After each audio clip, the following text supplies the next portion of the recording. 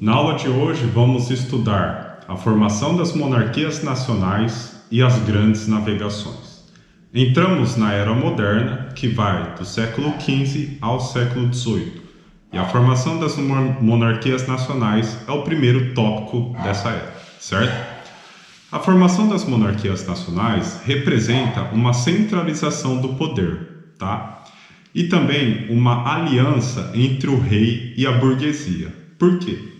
O rei, ele quer poder e a burguesia, ela quer dinheiro. Então, assim, é uma situação que um pode ajudar o outro, tipo uma proto-cooperação, tá?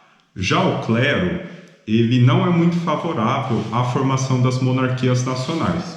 Por quê? O poder deles poderiam ser diminuídos, certo? E para a nobreza?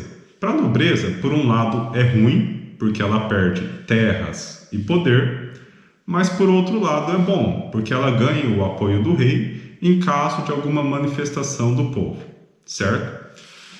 Existem três formas de você conquistar territórios para a formação de uma monarquia nacional, tá? De ganhar territórios. A primeira é por conquista, seja por guerra, ok? A segunda é por compra, você comprar territórios.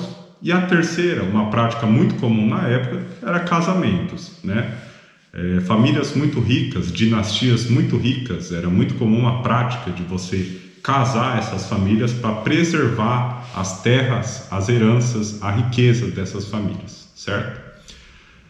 Para a formação das monarquias nacionais, nós temos que entender 4 países que mais caem em provas, que são Portugal, França, Inglaterra e Espanha. Vamos começar com Portugal e Espanha.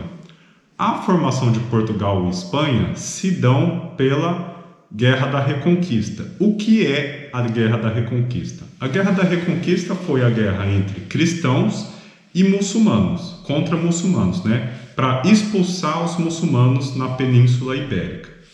Se você não assistiu a aula sobre muçulmanos, abra a playlist de história do canal e assista o vídeo sobre a Alta Idade Média. Então, para aprendermos a Guerra da Reconquista, vamos apelar para o quadro explicativo, certo? Então eu vou trazer ele aqui, mais próximo da câmera, e vou desenhar a Península Ibérica de maneira didática, certo? Vamos imaginar que essa é a Península Ibérica, no ano de 700, mais ou menos. A Guerra de Reconquista foi um período longo, tá? Ela vai de mais ou menos do ano de 700 e pouco a 1400 e pouco. Nesse período, na expansão máxima dos muçulmanos, nós temos basicamente o Califado de Córdoba, certo? Já após a morte de Maomé, praticamente ocupando toda a Península Ibérica, sendo dominada pelos muçulmanos, tá? Muçulmanos. E o que é a Guerra de Reconquista? A Guerra de Reconquista seria os cristãos tentando recuperar essa área, avançando para o sul da Península Ibérica, tá? Então eles vão avançando cada vez mais para o sul. Recapitulo que esse processo ele é lento, ok? Então vai passando os anos, vamos desenhar a península de novo. Aqui vamos pôr no ano 1000, mais ou menos. Nós já vamos ter mais ou menos metade da Península Ibérica dominada pelos cristãos e a outra metade pelos muçulmanos, ok? Até que no ano 1400 e pouco a gente vai para a situação final, que é a Península Ibérica sendo conquistada pelos cristãos. Então a gente vai ter já a formação aqui desse lado de Portugal, ok? Portugal. A caneta está falhando muito, tá? Aqui nós vamos ter 3 reinos.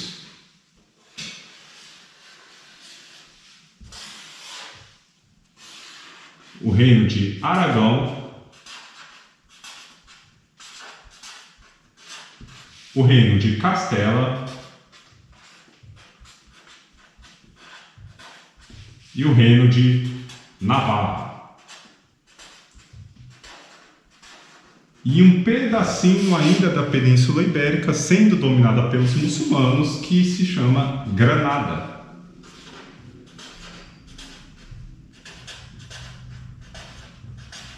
Em 1492, os cristãos eles conseguem retomar o último pedaço dominado pelos muçulmanos, que é Granada, e aí esses três reinos se juntam e vai dar a formação para a Espanha. Então aqui vai se formar a Espanha.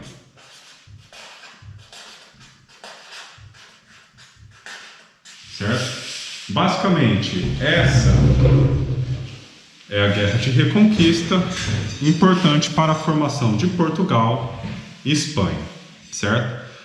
Como eu disse, é um processo longo, tá? Existe até uma frase famosa: o que os muçulmanos conquistaram em 80 anos, os cristãos demoraram 800 anos para recuperar, tá? De tão longo que foi essa guerra. Agora passando para a formação de França e Inglaterra, começando com a França, foi a Guerra dos 100 Anos. Tal guerra já estudamos no canal, quando estudamos a crise do século XIV, no vídeo de Baixa Idade Média. Então, recapitulando para vocês, a Guerra dos 100 Anos foi uma guerra entre Inglaterra e França, tá? Pois a Inglaterra queria, os ingleses queriam o trono da França e a região de Flanders, tá?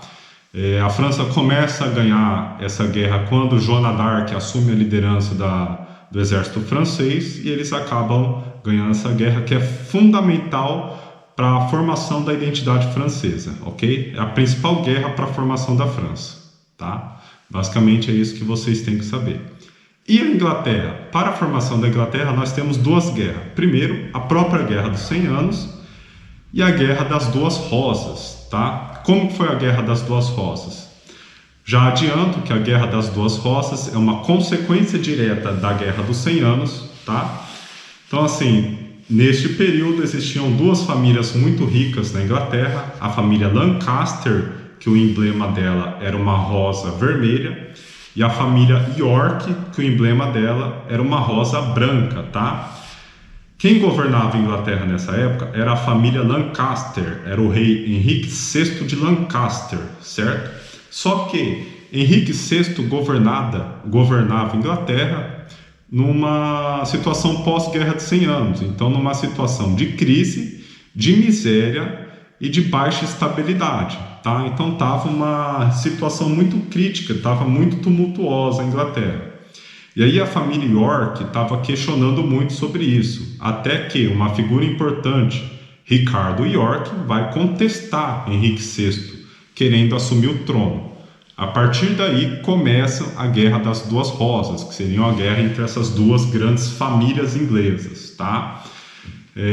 Durante uma batalha, Ricardo York ele é brutalmente assassinado, tá? Só que a batalha não acaba aí. Filho de Ricardo, Eduardo York, assume o posto dele, tá? E eles conseguem derrubar Henrique VI de Lancaster, e Eduardo York assume o trono inglês, ok? Família York governando, passam-se os anos, Eduardo York morre, aí assume o seu tio, chamado Ricardo III York, ok?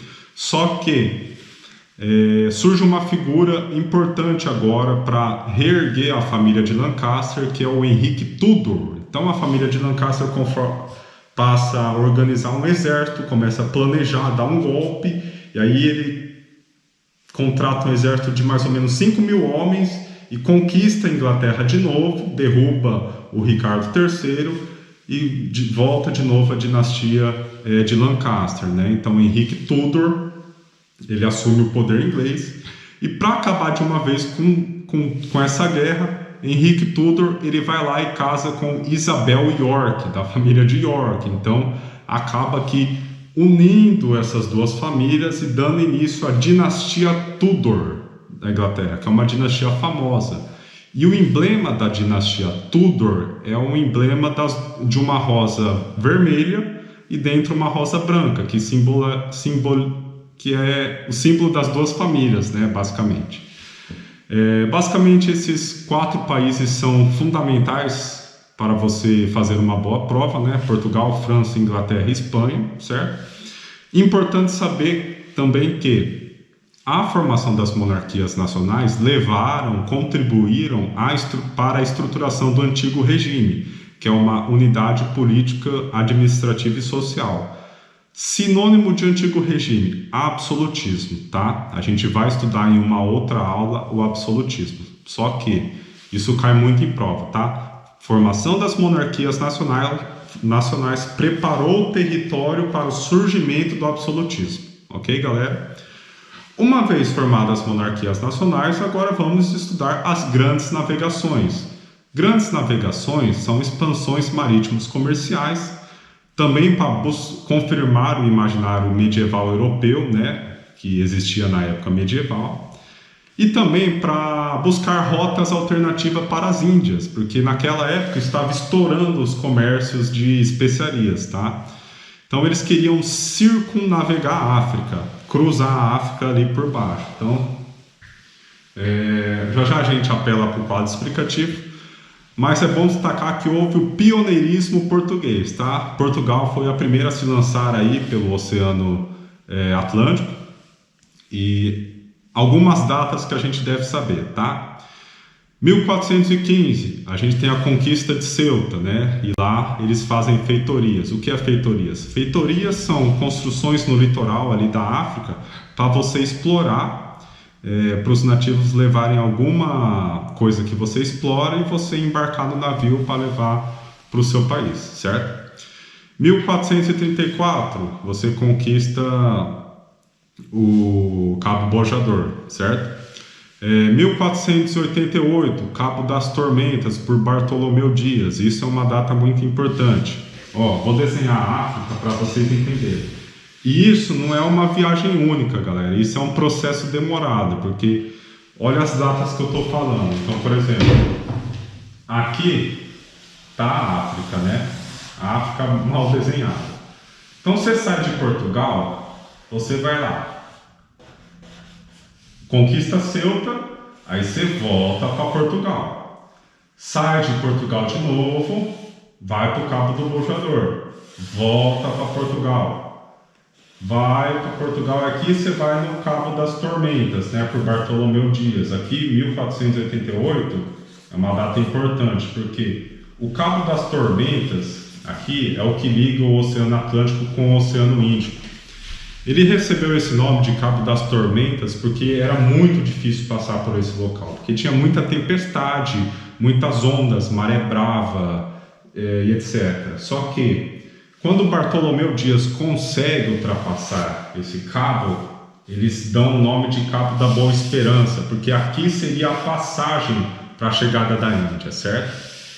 Eles chegam à Índia 10 anos depois, em 1498. Então, olha a data.